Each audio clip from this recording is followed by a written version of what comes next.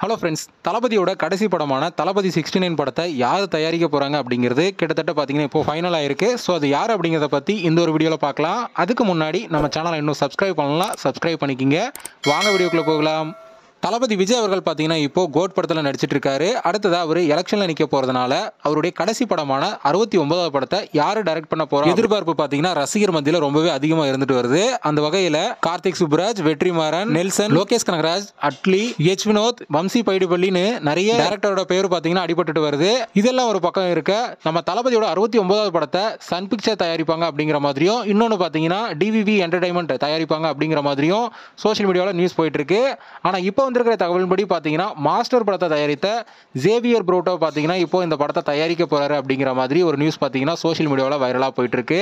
ஆனால் இந்த படத்தை யார் டைரக்ட் பண்ண போறா அப்படிங்கிறது மட்டும் பார்த்தீங்கன்னா இப்போ ஃபைனல் ஆகாமல் இருக்கு.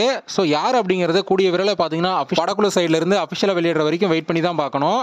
ஓகே ஃப்ரெண்ட்ஸ், இந்த ஒரு டேரக்டர் லிஸ்ட்ல இருந்து நம்ம தளபதியோட 69வது படத்தை யார் டைரக்ட் பண்ணா நல்லா இருக்கும் அப்படிங்கிறத கமெண்ட்ல சொல்லுங்க. இந்த வீடியோ பிடிச்சிருந்தா லைக் பண்ணுங்க, ஷேர் பண்ணுங்க.